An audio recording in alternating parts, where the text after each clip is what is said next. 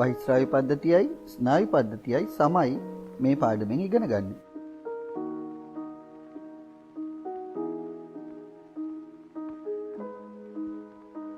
සමෙන් දහඩිය පිට වෙනවා. වකුගඩු වලින් මූත්‍ර පෙරෙනවා. හුස්ම පිට කරද්දී කාබන් ඩයොක්සයිඩ් මිශ්‍ර වාතය පිට වෙනවා. මේවා බහිස්රාවි ද්‍රව්‍ය.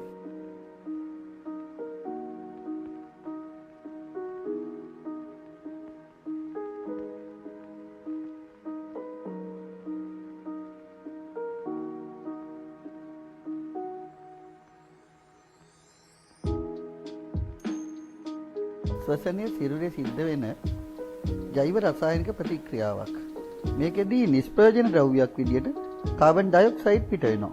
මේ වගේ ජීවී සෛල තුල සිදුවන ජෛව රසායනික ප්‍රතික්‍රියාවලදී නිපද වෙන නිෂ්ප්‍රයෝජන ද්‍රව්‍ය අපි බහිස්රාවි ද්‍රව්‍ය කියලා හඳුන්වනවා.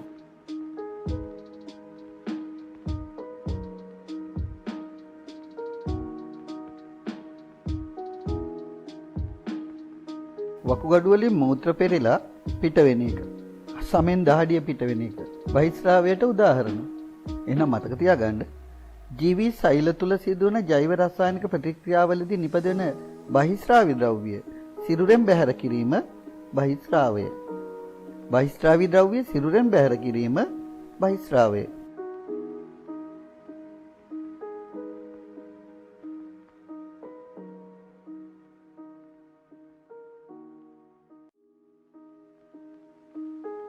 මූත්‍රා පෙරන්නේ වකුගඩු වලින්.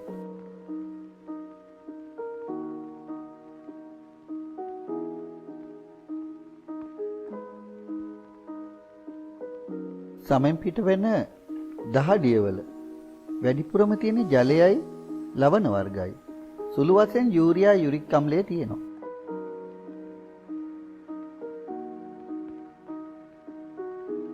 පෙනහළු බහිස්රාවි ඉන්ද්‍රියක් පිට කරන්නේ කාබන් ඩයොක්සයිඩ් සහ ජලය.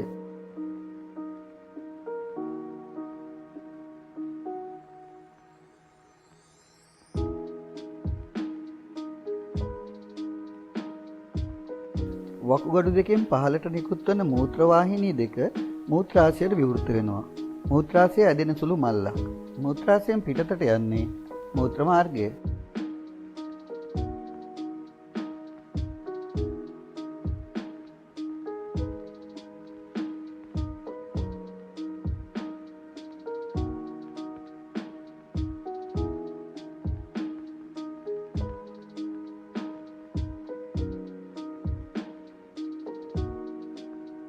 පිටතින් තියෙන බාහිකය රුධිර කේශනාලිකා බහුල නිසා තද පාටයි. මජ්ජාවේ කේතු ආකාර පිරමිඩ තියෙනවා. පිරමිඩ වල තුඩු ශ්‍රෝණි කුහරයට යොමු වෙනවා.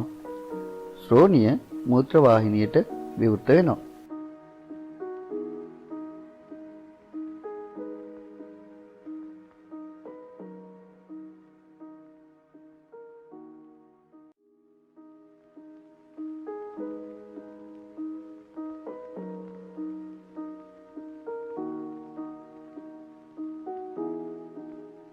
වකුගඩු වලට රුධිරය ගෙනල්ලා දෙන්නේ වෘක්කීය ධමනි වලින්. වකුගඩු වලින් රුධිරය ගෙනියන්නේ වෘක්කීය ශිරා වලින්.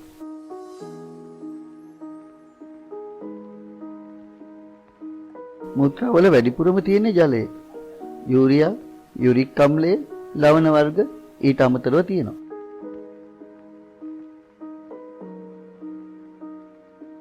මූත්‍ර පෙරීමේ ක්‍රියාවලිය දුර්වල වෙලා වකුගඩු අකර්මණ්‍ය වෙනවා.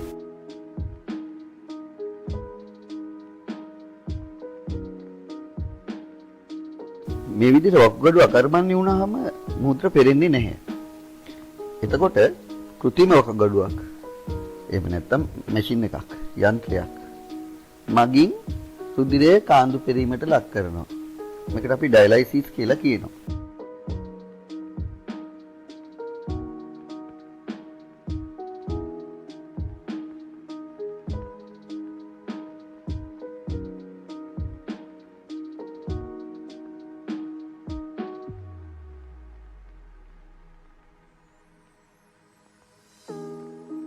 බලන්න වකුගඩු අකර්මණ්‍ය වෙන්න හේතු.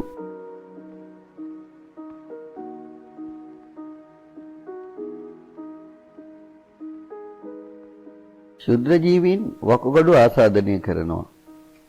එතකොට වකුගඩු ඉදිමෙනවා. මූත්‍ර සමග ප්‍රෝටීනත් පිට වෙනවා. බලන්න. දකුණු පැත්තේ තියෙන ඉදිමුණ වකුගඩුවක්.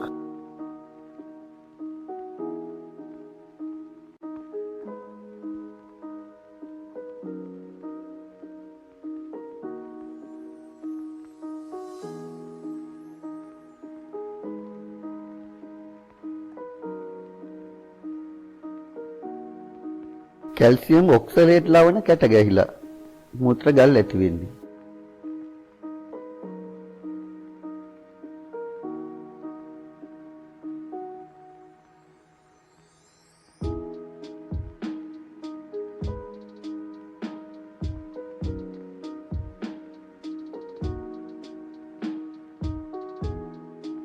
වකුගඩු නිරෝගීව තියාගන්න නම් මේ කරුණු ගැන වඩාත් සැලකිලිමත් වෙන්න ඕන. විශේෂයෙන්ම දියවැඩියා රෝගීන් රෝගය හොඳට පාලනය කරගන්න ඕන.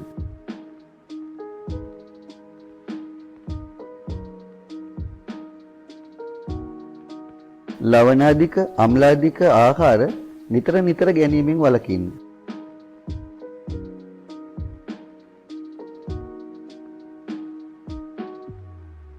දුම්පානේ, මත්පැන් පානේ වකුගඩු වලට නම් හොඳම නැහැ.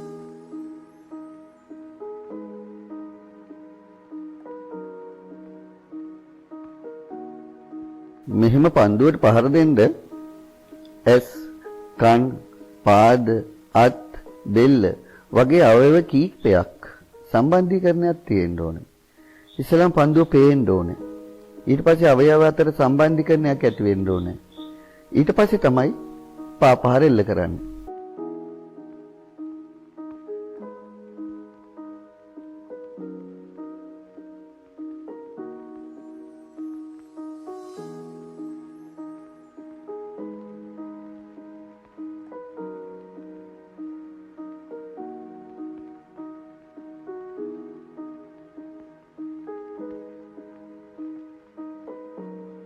ආහාරයක සුවඳ දැනෙනවා.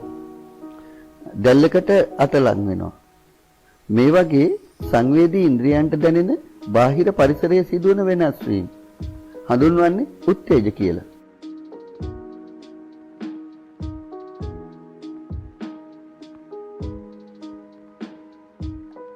ඇස, කන, දිව, සම, නාසය යන සංවේදී ඉන්ද්‍රියන් ප්‍රතිග්‍රාහක කියලා හඳුන්වන්නේ. කෑමක සුවඳ දැනෙන්නේ නහයට.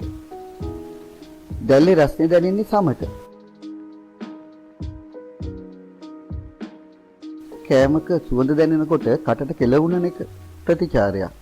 දැල්ලකට අත ලං වෙනකොට අත අයින් කරගන්න ප්‍රතිචාරයක්. උත්තේජවලට සිරුරෙන් දක්වන ප්‍රතික්‍රියා ප්‍රතිචාර.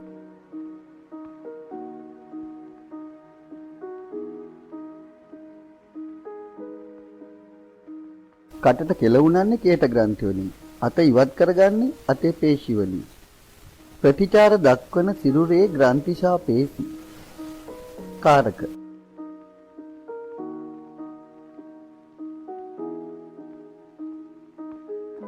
උත්තේජවලට ප්‍රතිචාර දක්වද්දී සංවේදී ඉන්ද්‍රියන් හා කාරක අතර මනා සම්බන්ධීකරණයක් පවත්වා ගන්න එක සමායෝජනය.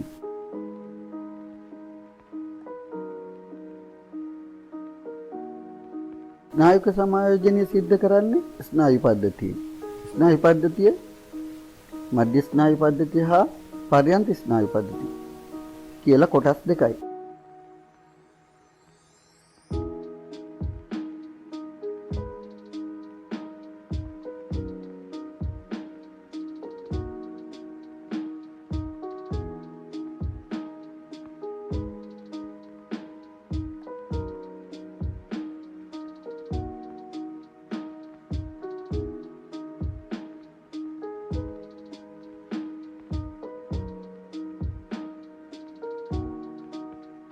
මධ්‍ය ස්නායු පද්ධතියට අයිති මොළයයි සුසුම්නාවයි. මොළය ඝනකම් හිස් කබලින්, සුසුම්නාව කොඳු ඇට පෙලින්, කෂේරුවෙන් ආරක්ෂා වෙලා තියෙනවා. මීට අමතරව මෙනින්ජි පටල තියෙනවා.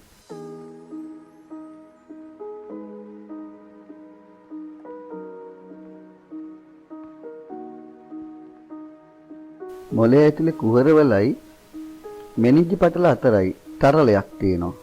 ඒ මස්තිෂ්ක සුසුම්නා තරලය. කම්පන උරා ගන්න, ඉපිලෙන්න, විජලනයෙන් ආරක්ෂා වෙන්න, සුද්ධ ජීවීන්ගෙන් ආරක්ෂා වෙන්න, උෂ්ණත්ව වෙනස් වීම වලින් ආරක්ෂා වෙන්න මේ මස්තිෂ්ක සුසුම්නා තරලය වැදගත් වෙනවා.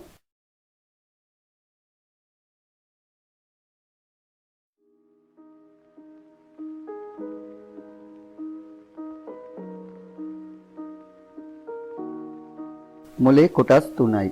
ඉහළ විශාල කොටස මස්තිෂ්කය. පිටුපස කොටස අනුමස්තිෂ්කය. පහළින්ම තියෙන සුසුම්නාවේ ඉහළම කොටස සුසුම්නා ශීර්ෂකය.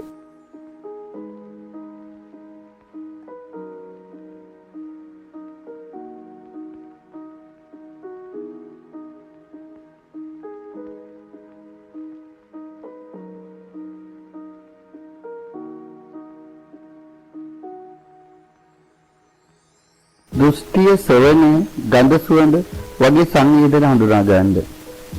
හිතාමතා කරනු ලබන ප්‍රේසී චලන ඇති කරන්න. ඊළඟට සිතීම, බුද්ධිය, මතකය, නිර්මාණශීලී බව මේ වගේ උසස් මානසික කටයුතු පාලනය කරන්නට මස්තිෂ්කය වැදගත්.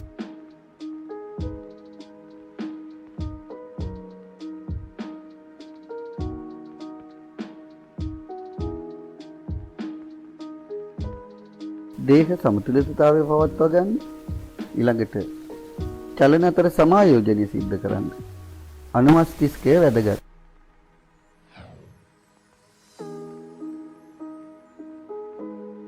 හෘද ස්පන්දනය, හුස්ම ගන්න වේගය, වමනේ, කැස්ස, කිවිසුම් යාම වගේ ප්‍රතික්‍රියා පාලනය කරන්නේ සුසුම්නා ශීර්ෂකයෙන්.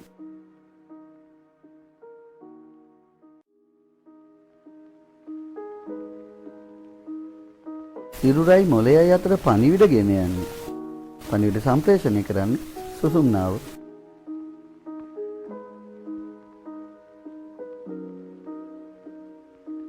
මොළයෙන් පටන් ගන්නවා කපාල ස්නායු යුගල් 12ක්. සුසුම්නාවෙන් සුසුම්නා ස්නායු යුගල් 31ක්. මේ සියල්ල සිරුර පුරා විහිදිලා යනවා. මේ පර්යන්ත ස්නායු පද්ධතිය.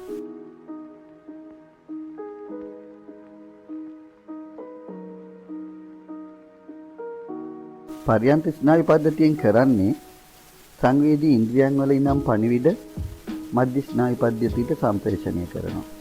මධ්‍ය ස්නායු පද්ධතියේ ඉඳලා පණිවිඩ කාරකවලට සම්ප්‍රේෂණය කරනවා.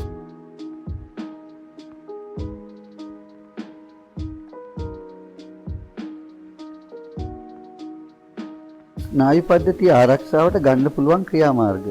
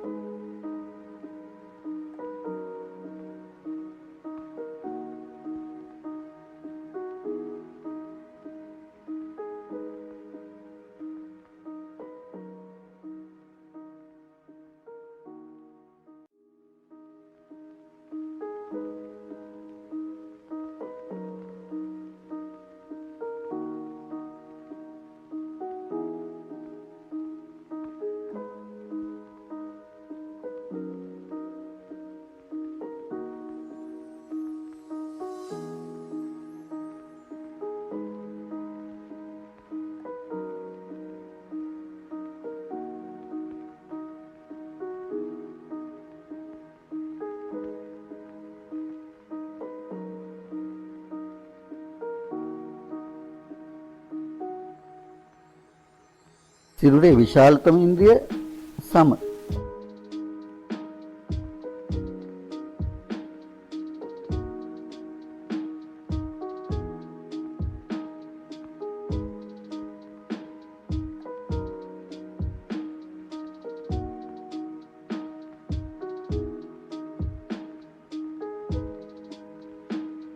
මේ පින්තූරේ හොඳට බලන්න.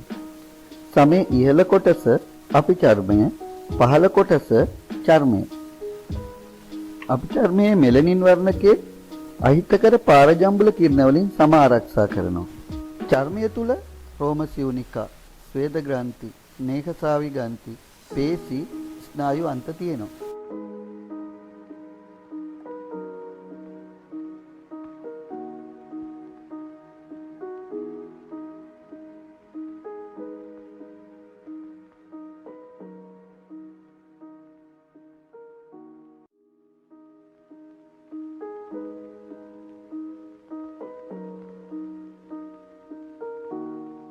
සමේ ආරක්ෂක කාර්යයන් මේවා.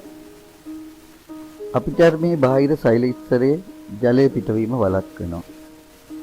වියලීමෙන් ආරක්ෂා කරනවා. මෙලනින් වර්ණකේ අහිතකර පාරජම්බුල කිරණ ඇතුල් වීමෙන් ආරක්ෂා කරනවා. ස්නේහසාය ගන්ති වලින් පිට කරන රාව මගින් ශුද්‍ර ජීවීන්ගෙන් ආරක්ෂා කරනවා.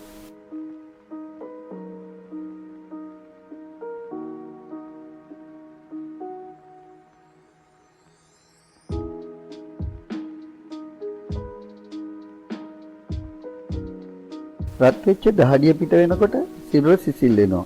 ඒ වගේම සීතල වෙලාවල් වල සමමත රුධිර කේශනාලිකා සංකෝචනය වෙලා තාපහානිය වළක්වනවා.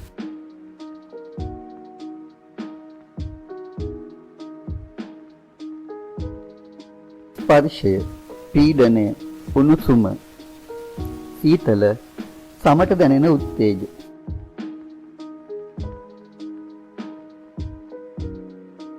සිරුවෙලිය ශක්තියෙන් සමමත විටමින් D නිෂ්පාදනය වෙනවා.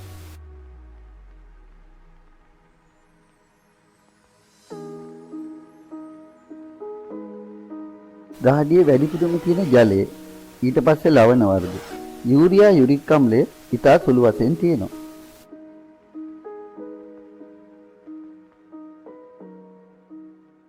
සම නිරෝගීව පවත්වා ගන්නට අනුගමනය කරන්න ඕන ක්‍රියාමාර්ග.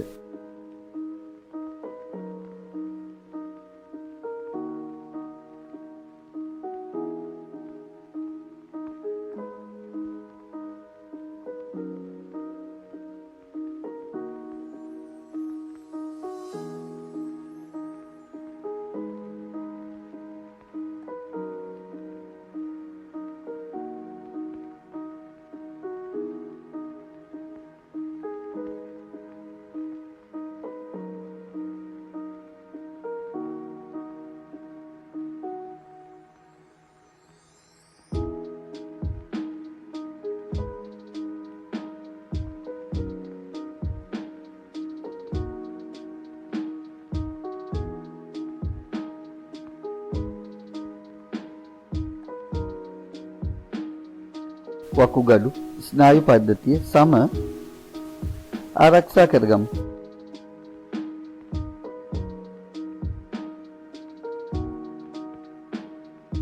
පාඩම හොඳින් අවබෝධ කරගෙන පහළ ඩිස්ක්‍රිප්ෂන් වල තියෙන ලින්ක් එකෙන් ඔන්ලයින් බහුවර්ණ ප්‍රශ්න පත්‍රය කරන්න. තවමත් channel එක subscribe කරලා නැත්නම් subscribe කරන්න.